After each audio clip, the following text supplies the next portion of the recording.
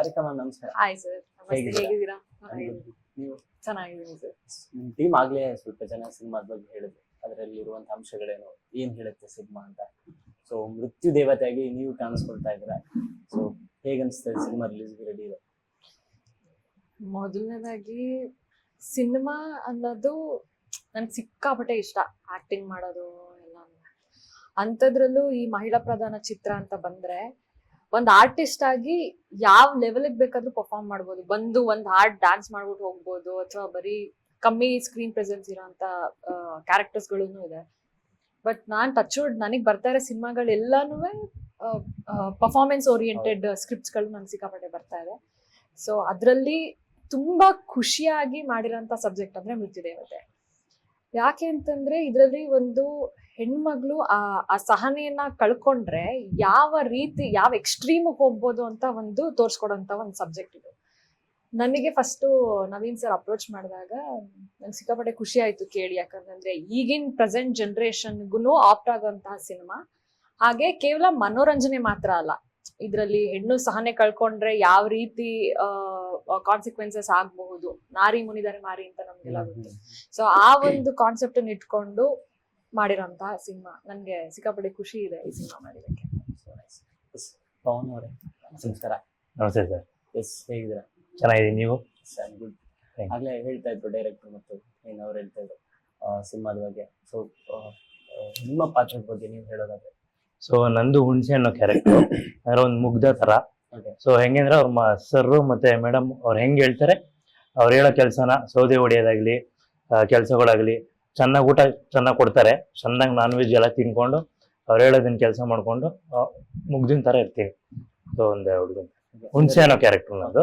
ಅವರೇ ಚೆನ್ನಾಗಿರೋ ಕ್ಯಾರೆಕ್ಟರ್. ನೋಡಕ್ ಹೋದ್ರೆ ತಿನ್ನೋದು ತಿನ್ನೋದು, ಕೆಲಸ ಮಾಡೋದು, ಕುತ್ಕೊಳ್ಳೋದು ಅಷ್ಟೇ. ಅಂದ್ರೆ ಮುಗ್ದಿನ ತರ ಅಂತಿದ್ರೆ ರಿಯಲ್ ಲೈಫ್ ಅಲ್ಲಿ ಮುಗ್ಧ ಒಂಥರ ಹಂಗೆ ಸರ್ ಹೇಳ್ತಾರೆ ನಿರ್ದೇಶಕರು. ಸರ್ ರಿಯಲ್ ಲೈಫ್ ಅಲ್ಲಿ ತುಂಬಾ ಹುಡುಗ ಆಗ್ತೀವಿ, ಒಳ್ಳೆ ತುಂಬಾ ಒಳ್ಳೆ ಮುಗ್ಧ. ಅವ್ರ ಬಗ್ಗೆ ನಾನು ಹೇಳ್ಬಿಟ್ಟಿದ್ದೀನಿ. ಕಟೌಟ್ ನೋಡಿ ಹೇಗಿದ್ದಾರೆ, ಮುಗ್ಧತೆ ಅನ್ಸುತ್ತಾ ನಿಮ್ಗೆ? ಅವಾಗ ಹೇಳಿದ್ದೀನಿ, ಅಷ್ಟೇ ರಗಡ್ ಅವರು. ಈಗ ನೋಡೋರು ಹೀರೋ ಲುಕ್ ಆದ್ರು, ಕ್ಯಾಮ್ರಾ ಹಿಂಗಂದ್ರೆ ಸಾಕು ರಗಡ್ ಆಗುತ್ತಾರ ಅವ್ರು. ಅದ ಲುಕ್ ಭಯ ಪಡಿಸ್ಬಿಟ್ರು ಮೇಡಮ್. ಇಲ್ಲ ಆಗ್ಲೇ ಹೇಳ್ತಿದ್ರು ದೇವು ಸರ್ ಅಲ್ಲಿ ಬಂದು ಕೂತ್ಕೋತಾರೆ ಸರ್, ಅಲ್ಲೋಗಿ ಇಲ್ಲಿ ಹೀರೋಯಿನ್ ಬರ್ತಾರೆ ಅಂತ ಹೇಳ್ತಿದ್ರು.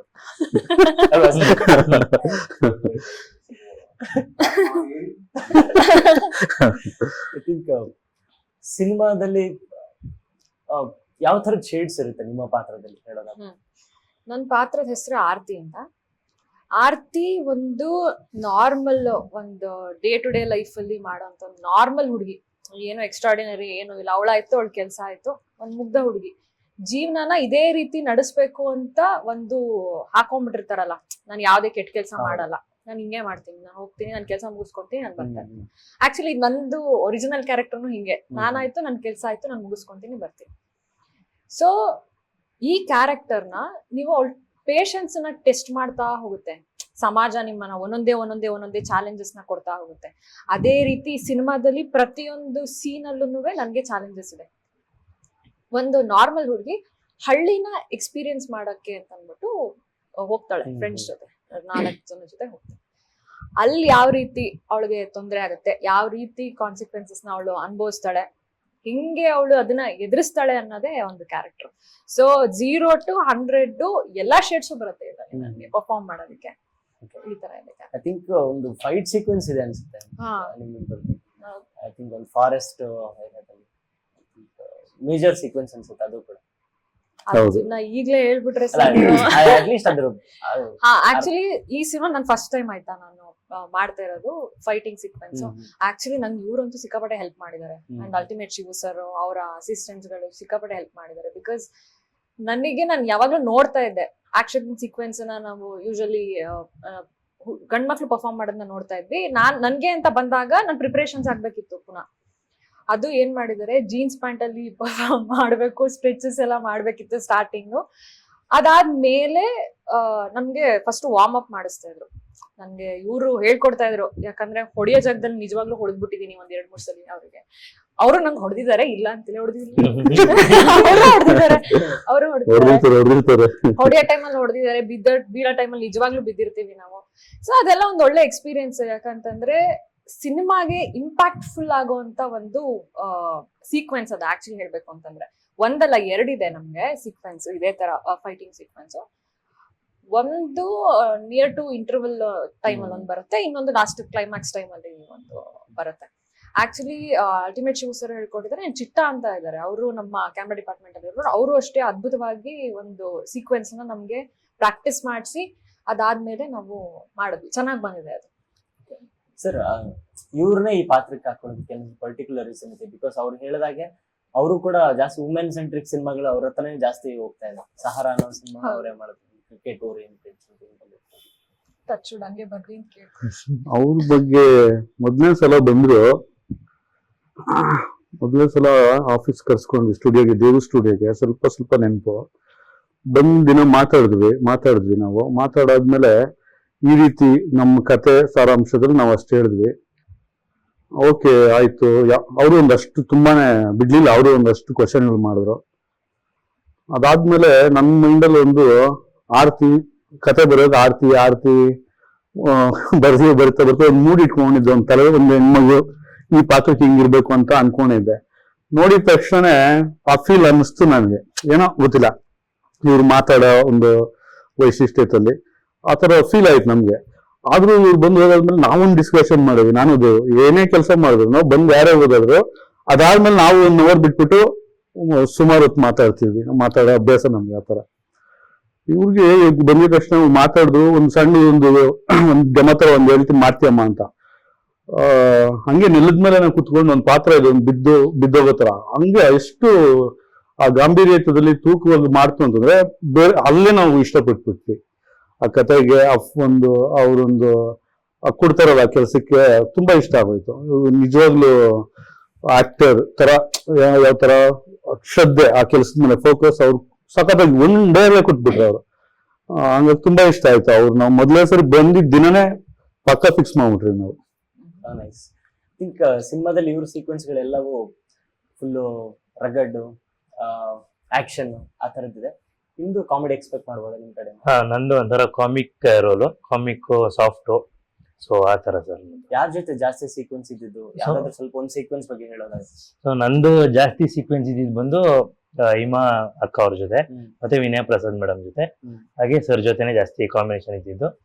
ಸೊ ಹೆಂಗೆ ಅಂದ್ರೆ ಅದೇ ವಿನಯ ಪ್ರಸಾದ್ ಮೇಡಮ್ ಅವ್ರ ಜೊತೆ ಆಕ್ಟ್ ಮಾಡ್ಬೇಕಂದ್ರೆ ನಮ್ಗೊಂಥರ ಭಾಗ್ಯನೇ, ಯಾಕಂತಂದ್ರೆ ಅಂತ ಲೆಜೆಂಡ್ ಅವ್ರ ಜೊತೆ. ಸೊ ನಮ್ದು ಹೆಂಗೆ ಅಂದ್ರೆ ಲೈಕ್ ಅಲ್ಲಿ ಯಾರು ಅಷ್ಟು ಪರಿಚಯ ಇರ್ತಿರ್ಲಿಲ್ಲ. ಸೊ ನಮ್ದು ಕಟ್ಟಾದ್ರೆ ಸಾಕು ಬರೀ ಹಿಮಾ ಅಕ್ಕ ಅವ್ರ ಜೊತೆನೆ ಮಾತಾಡ್ಕೊಂಡಿರ್ತಿದ್ವಿ. ಸೊ ಅವ್ರ ಎಕ್ಸ್ಪೀರಿಯನ್ಸ್ ಎಲ್ಲ ಕೇಳಿ ಆಗ್ಲೇ ಹೇಳಿದ್ರು ನಮ್ ಬಗ್ಗೆನೇ ಅದಕ್ಕೆ ನಾನು ಸೀನಿಯರ್ ಆರ್ಟಿಸ್ಟ್, ಅವ್ರ ಹತ್ರ ಎಕ್ಸ್ಪೀರಿಯನ್ಸ್ ಅವ್ರ ಆ ಕಡೆ ಹೋದ್ರೆ ಅವ್ರ ಬಗ್ಗೆ ಮಾತಾಡಲ್ಲ ಅಂತಾನು ಗೊತ್ತು, ಅದಕ್ಕೆ ಅವ್ರ ಹತ್ರ ಎಕ್ಸ್ಪೀರಿಯನ್ಸ್ ಎಲ್ಲ ಕೇಳ್ಕೊಂತಿದ್ದೆ. ಸೊ ಅವ್ರ ಎಕ್ಸ್ಪೀರಿಯನ್ಸ್, ವರ್ಕಿಂಗ್ ಎಕ್ಸ್ಪೀರಿಯನ್ಸ್ ಎಲ್ಲ ಕೇಳ್ತಿದ್ದೆ. ಸೊ ಚೆನ್ನಾಗಿತ್ತು ಸರ್. ಒಂದು ಟೀಮ್ ಚೆನ್ನಾಗಿ ಕೋಆಪರೇಟ್ ಮಾಡಿದ್ರು, ಚೆನ್ನಾಗಿ ವರ್ಕ್ ಮಾಡಿದ್ವಿ. ಸೊ ಇಬ್ರಿದ್ರು ಸೀನಿಯರ್ ಆಕ್ಟರ್ಸ್. ಹೌದು, ಯಾರ್ಯಾರು? ವಿನಯ್ ಪ್ರಸಾದ್ ಮೇಡಮ್ ಅವರು, ಇವ್ರು ರಮೇಶ್. ಹೌದೌದು, ಅದೇ ಮ್ಯಾಮ್. ಐ ಥಿಂಕ್ ಅದು ಸಾಂಗ್ ಇದೆ, ಕಾಳಿ ಸಾಂಗ್, ಆ ಪೋರ್ಷನ್ ಅದು one of the major sequence. Maybe before climax, pre climax sequence ಅನ್ಸುತ್ತೆ. ಆ ಮೇಕಪ್ ಎಲ್ಲ ಹಾಕೊಳ್ಳೋದು ಅದೆಲ್ಲ ಹೆಂಗಿತ್ತು ಆ ಸೀಕ್ವೆನ್ಸ್? ಬಿಕಾಸ್ ನೈಟ್ ಶೂಟ್ ಬೇರೆ, ಹೆಂಗಿತ್ತು ಅದೆಲ್ಲ? ಆಕ್ಚುಲಿ ಮಾತಾಡ್ಬೇಕು ಅಂದ್ರೆ ಚಪ್ಪಲಿ ಹಾಕ್ಬಾರ್ದು ದೇವ್ರಿಗೆ. ಆ ಸೀಕ್ವೆನ್ಸ್ ಅದ್ ನೆನ್ಪಿಸ್ಕೊಂಡ್ರೆ ಒಂಥರ ಮೈ ಜುಮ್ ಅನ್ನತ್ತೆ ನನ್ಗೆ. ಆ ಸೀಕ್ವೆನ್ಸ್ ಪ್ರಾಕ್ಟೀಸ್ ಸಾಂಗ್ ನ ಫಸ್ಟ್ ನನ್ಗೆ ಸರ್ರಿಗೆ ಹೇಳ್ಬೇಕು, ಯಾಕಂತಂದ್ರೆ ಆ ತಾಯಿ ಶಾರದಾಂಬೆ ಒಬ್ಬೊಬ್ರು ಬ್ಲೆಸ್ಸಿಂಗ್ಸ್ ಹೆಂಗ್ ಕೊಡ್ತಾಳೆ ಅಂತಂದ್ರೆ ಆ ವರ್ಡ್ಸ್ ನ ಅಷ್ಟು ಪರ್ಟಿಕ್ಯುಲರ್ ಆಗಿ ಆ ಮ್ಯೂಸಿಕ್ ಕೂರ್ಸೋದು ಅಂತಂದ್ರೂ ಇಟ್ಸ್ ಲೆಜೆಂಡರಿ. ಆಕ್ಚುಲಿ ಮ್ಯೂಸಿಕ್ ಅಷ್ಟು ಚೆನ್ನಾಗಿ ಬರ್ಬೇಕು ಅಂತಂದ್ರೆ ಆ ಸಾಂಗ್ ನ ಅವರು ಬರಿತಾ ಇರ್ಬೇಕಾದ್ರೆ ನಂಗೆ ಈ ತರದ ನನ್ಗೆ ಅನ್ಕೊಂಡಿದ್ದೀನಮ್ಮ, ನಾನು ಈ ತರ ಮಾಡ್ತೀನಿ ಅಂತ ನಂಗೆ ಸರ್ ಹೇಳ್ತಾನೆ ಬರ್ತಾ ಇದ್ರು. ಸರ್ ಮಾಡಿ ಸರ್, ಖಂಡಿತ ಮಾಡೋಣ, ನನ್ ಕಡೆಯಿಂದ ಏನಾಗುತ್ತೆ ನಾನು ಅಷ್ಟು ಎಫರ್ಟ್ ಹಾಕ್ಬಿಟ್ಟು ನಾನು ಮಾಡ್ತೀನಿ ಸರಿ ಅಂತ ಫಸ್ಟ್ ಕಟ್ಟೆ ನನಗೆ ಕಳ್ಸಿದ್ರು. ಸಾಂಗ್ ಈ ತರ ಬರ್ದಿದ್ದೀನಿ, ಒಂದ್ ಸತಿ ರಫ್ ಇದು ಕೇಳಿರಿ ನೀವು ಅಂತ. ನನಗ್ ಅವರು ಕೇಳಿದ ತಕ್ಷಣ ವಾಪಸ್ ಕಾಲ್ ಮಾಡಿ ಅಂತಂದ್ರು. ಸರಿ ಸರ್ ನಾನು ಕೇಳ್ಬಿಟ್ಟು ಮಾಡ್ತೀನಿ ಅಂತ 1 hour ಮಾಡಿರೋ, ಬಿಕಾಸ್ ನಾನು ಲೂಪ್ ಅಲ್ಲಿ ಕೇಳಿಸ್ಕೊಳ್ತಾ ಇದ್ದೆ ಸಾಂಗ್ ನ. ಓಕೆ ಹಿಂಗಿರುತ್ತೆ ಅಂತ ನಾನು ಕಾಲ್ ಮಾಡಿದ ತಕ್ಷಣ ಸರ್ಗ್ ಅಂದೆ, ಸರ್ ಅದ್ಭುತವಾಗಿದೆ ಸಾಂಗ್, ತುಂಬಾ ಚೆನ್ನಾಗಿ ಬರ್ದಿದ್ದೀರಾ. ಐ ಥಿಂಕ್ ಇನ್ನೊಂದ್ ಸ್ವಲ್ಪ ಅಂದ್ರೆ ಅವರು ಮಿಕ್ಸಿಂಗ್ ಎಲ್ಲ ಇನ್ನೂ ಕರೆಕ್ಟ್ ಆಗಿಲ್ಲ, ಎಲ್ಲ ಆದ್ಮೇಲೆ ಸೂಪರ್ ಆಗಿ ಬರುತ್ತೆ, ಏನೋ ಟೆನ್ಷನ್ ತಗೋಬೇಡಿ, ಸಖತ್ತಾಗಿದೆ. ಅವ್ರಿಗೆ ಅಲ್ಲೂ ಸ್ಯಾಟಿಸ್ಫ್ಯಾಕ್ಷನ್ ಇಲ್ಲ, ಒಂಥರ ಅನ್ಸ್ಯಾಟಿಸ್ಫೈಡ್ ಸೋಲ್. ಅವ್ರಿಗೆ ಏನ್ ಮಾಡಿದ್ರು ಪರ್ಫೆಕ್ಷನ್ ಇರ್ಬೇಕು, ಒಂಥರ OCD, ಇದು ಹಿಂಗಿರ್ಬೇಕು ಅಂದ್ರೆ ಹಿಂಗೆ ಇರ್ಬೇಕು, ಎಲ್ಲೂ ಕಾಂಪ್ರಮೈಸ್ ಇಲ್ಲ, ಆ ತರ ಇರುವಂತ ವ್ಯಕ್ತಿ ಅವರು. ಆ ಸಾಂಗ್ ನ ಇನ್ನೂ ವರ್ಡ್ಸ್ ಗಳು ನಾನು ಚೆನ್ನಾಗಿ ಕೊಡ್ತೀನಿ ಅಂತ ಲಾಸ್ಟ್ ಪೋರ್ಷನ್ ನ ಇನ್ನೂ ಇಂಪ್ರೂವೈಸ್ ಮಾಡಿದ್ರು. ಶೂಟ್ ಡೇ ಬಂತು, ಶೂಟ್ ಡೇ ಬಂದಾಗ 2 ದಿನ ನೈಟ್ ಸೀಕ್ವೆನ್ಸ್, ನಮ್ಗೆ 2 ದಿನ ಕಂಟಿನ್ಯೂಸ್ ಶೂಟ್ ಇರುತ್ತೆ. ಮೇಕಪ್ಗೆ 2 ಅವರ್, ಯಾಕಂತಂದ್ರೆ ಆ ಕಾಳಿದು ನಮ್ಗೆ ಹಾಕಿ ಎಲ್ಲಾನು ಮಾಡಿ ಆ ಜುಟ್ಟೆಲ್ಲ ಇದು ಹಾಕಿ ಮೇಕಪ್ ಹಾಕಿ ಎಲ್ಲಾರು ಬಂದು ಬಂದು ಬಂದು ಬಂದು ನೋಡ್ಕೊಂಡು ಹೋಗ್ತಾರೆ. ಇವ್ರು ಬರ್ತಾರೆ, ದೇವ್ ಸರ್ ಬರ್ತಾರೆ, ಮೇಕಪ್ ಆಯ್ತಾ, ಆಯ್ತಾ, ಎಲ್ಲ ಆಯ್ತಾ, ಓಕೆ ಎಲ್ಲ ಸರಿ ಇದೆ. ಯಾವಾಗ ನಾನ್ ಕ್ಯಾರವ್ಯಾನ್ ಇಂದ ಕೆಳಗಡೆ ಇಳಿದೆ, ನಡ್ಕೊಂಡ್ ಬಂದ ತಕ್ಷಣನೇ ಹಾರ ಹಾಕರು, ನಿಂಬೆಹಣ್ಣು ಹಾಕರು, ಒಬ್ರು ಮಾತಾಡಿಸ್ತಾ ಇಲ್ಲ ನನ್ನ. ನಿಜವಾಗ್ಲೂ ಯಾರು ಮಾತಾಡಿಸ್ತಾ ಇಲ್ಲ. ಎಸ್ಪೆಷಲಿ ಫಸ್ಟ್ ಬಂದ್ಬಿಟ್ಟು ಇವ್ರು ಮಾತಾಡಿಸ್ಬೇಕು ನನ್ಗೆ, ಚೆನ್ನಾಗಿದೆ ಇದು ಅಂತ.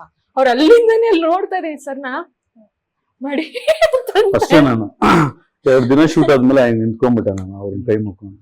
ನಿಜಕ್ಕೂ ನಾನೇನ್ ಅನ್ಕೊಂಡಿದ್ದೆ, ಕೊರಿಯೋಗ್ರಾಫರ್ ಬಗ್ಗೆ ಸರ್ ಬಗ್ಗೆ ಒಂದ್ ಮಾತು ಹೇಳ್ತೇನೆ, ರಘು ಸರ್ ಬಗ್ಗೆ.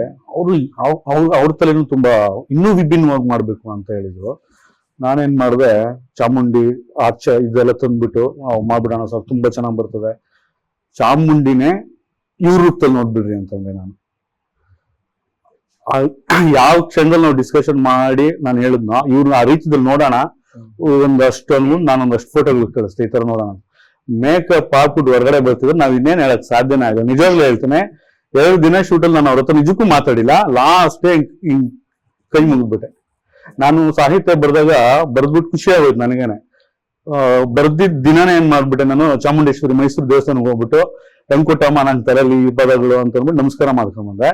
ಇವರು ಅದ್ಭುತವಾದ ರಘು ಸರ್ ಮಾಡ್ಕೊಟ್ಟು ಡ್ಯಾನ್ಸು, ಮತ್ತೆ ಇವರು ಎಷ್ಟು ಜನ ನನ್ ವಿಶ್ ಮಾಡಕೊಂಡವ್ರ, ಎಂತ ನಾನು ಉಳಿಸ್ಬಿಟ್ಟಿದ್ದೀರ ಸರ್ ಅಂತ ಸುಮಾರು ಜನ ತಬ್ಕೊಂಡೆಲ್ಲ ಕಣ್ಣಲ್ಲಿ ಹಾಕ್ಬಿಟ್ಟು ವಿಶ್ ಮಾಡಿದ್ದಾರೆ. ನಿಜವಾಗ್ಲು ಅಷ್ಟು ಅದ್ಭುತವಾಗಿ ಬಂತು ಸಾಂಗ್ ಮಾತ್ರ. ಅಷ್ಟೇ ಚೆನ್ನಾಗಿ ಅವ್ರು ನೃತ್ಯ ಮಾಡಿದ್ರೆ ಖುಷಿ ಆಯ್ತದ.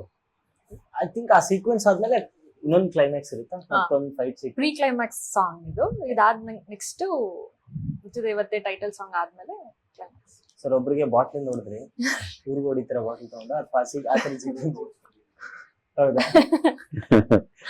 ಹೆಂಗಿತ್ತು ಅವ್ರ ಜೊತೆ ಫೈಟ್ ಸೀಕ್ವೆನ್ಸ್ ನಿಮ್ಗೆ? ಅಂದ್ರೆ ಹೆಣ್ಮಕ್ಳ ಜೊತೆ ಫೈಟ್ ಮಾಡ್ತಾರೆ, ಹೌದು.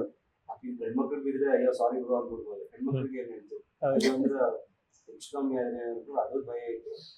ಇದೀರಿ ಅಂದ್ರೆ ಅವ್ರು ಹೇಳ್ದಂಗೆ ಅವ್ರೊಂದ್ 2 ಡೇಟ್ ಕೊಡ್ತಿದ್ದಾರೆ, ನಾನೊಂದ್ ಎಕ್ಸ್ಟ್ರಾ 2 ಡೇಟ್ ಕೊಡ್ತಿದ್ದೆ. ಅಲ್ಲ ಬ್ಯಾಲೆನ್ಸ್ ಮಾಡ್ಕೊಂಡು ಶಾರ್ಟ್ ಅಲ್ಲಿ ಅಂದ್ರೆ ಶಾರ್ಟ್ ಟೇಕ್ ಆಗ್ತಿರ್ಬೇಕಾದ್ರೆ ಜಸ್ಟ್ 1 ಇಂಚ್ ಮುಂದೆ ಹೋದ್ರೆ ಬಂದು ಹಿಂಗೆ ಸ್ವಲ್ಪ ಮುಂದೆ ಬಂದ್ರೆ ಟಚ್ ಆಗೇ ಆಗುತ್ತೆ. ಅಷ್ಟು ಡಿಸ್ಟೆನ್ಸ್ ಅದು ತುಂಬಾ ಮೆಜರ್ ಮಾಡ್ಕೊಂಡೇ ಮಾಡ್ಬೇಕು. ನಮ್ ಕಡೆ ಹೆಣ್ಕರಳು ಅಂತೀವಿ, ಆ ತರ ಇದ್ರೆ ಹೊರ್ಬಿಟ್ಟು ಫೈಟ್ ಬಂದಾದ್ಮೇಲೆ ಬಂದ್ಬಿಟ್ಟು ನನ್ನ ಹತ್ರ ಹೇಳ್ಕೊಂಡವ್ರು, ಸರ್ ಹೇಗ್ ಬಿದ್ದೋಯ್ತು. ನಾವು ಹೌದು ಸಖತ್ ಫೀಲ್ ಮಾಡೋರು, ಬಿಡಪ್ಪ ಕಾಮ ಪರವಾಗಿಲ್ಲ ನಡೀತದೆ, ನೀವು ಮಾರ್ಷಲ್ ಕೊಟ್ಟಾಗ ನಡ್ಕೊಡ್ರೆ ಆದ್ರೂ ಸರ್ ಪಾಪ ಹೆಂಗೋ ಗೊತ್ತಾಗ್ತಿಲ್ಲ. ಸುಮಾರು ಫೀಲ್ ಮಾಡಿದ್ದಾರೆ ಅವ್ರು. ನೋಡಕ್ ಕ್ಯಾಮ್ರಾದಲ್ಲಿ ಆತರ ನಾವು ವಿಲನ್ ರೋಲ್ ಕೊಟ್ಟಿದ್ರು ತುಂಬಾ ಸಾಫ್ಟ್ ವ್ಯಕ್ತಿ, ಸಖತ್ ಫೀಲ್ ಮಾಡೋರು. ಫ್ಲೋರ್ ಮೇಲೆ ಅಂದ್ರೆ ನಮ್ಗೆ ಹೆಂಚ್ಕಲ್ಲೆಲ್ಲ ಇತ್ತು, ಫ್ಲೋರ್ ಎಲ್ಲ ಮಾಡ್ತಿರಲ್ವಾ. ಸೊ ಇವ್ರಿಗೆ ಶೂ ಇರ್ತಿದ್ದು, ನಾನು ಅದು ಸೀಕ್ವೆನ್ಸ್ ನೋಡ್ಬೇಕಿತ್ತು. ಅಂದ್ರೆ ಸೀನ್ ಇಂದ ಅವ್ರು ಅಲ್ಲಿ ಹೊರಟಿರ್ತಾರೆ, ಅಲ್ಲಿ ಕಂಟಿನ್ಯೂ ಆಗುತ್ತೆ. ಸೊ ಅದು ಎಲ್ಲ ಫೈಟ್ ಸೀಕ್ವೆನ್ಸ್ ಅಲ್ಲಿ ಬೇರ್ ಫುಟ್ ಅಲ್ಲ ಇದೀನಿ, ಬರಿಗಾಲಲ್ಲಿ ಇದ್ದೀನಿ. ನನ್ಗೆ ಅದ್ ಲೆಕ್ಕಕ್ಕೆ ಇಲ್ಲ, ಕಿತ್ತೋಗಿದ್ದು ಹೊಡೆದಿರೋದು. ನನ್ಗೇನ್ ಭಯ ಅಂತ ಇವ್ರು ಹೊಡೆದ್ಬಿಟ್ಟಿದೀನಿ ಎಲ್ಲಿ ಅಂತ. ಆಮೇಲೆ ಇವರು ಫುಲ್ ಎನರ್ಜಿ ಹಾಕೊಂಡು ಶಾರ್ಟ್ ಎಲ್ಲ ಹಾಕಿ ಚೆಕ್ಸ್ ಕೆಳ ಹಾಕಿದ್ರೆ ನಾನು ಹೊಡೆದಾಕಿರ್ತೀನಿ. ಅಲ್ಲಿ ಮಧ್ಯದಲ್ಲಿ ಏಟ್ ಬಿದ್ರು ರಿಯಾಕ್ಟೇ ಮಾಡಲ್ಲ. ಕಟ್ ಆದ್ಮೇಲೆ ಹೂವು ಅಂತ ನಾನ್ ಏನ್ ಮಾಡ್ಲ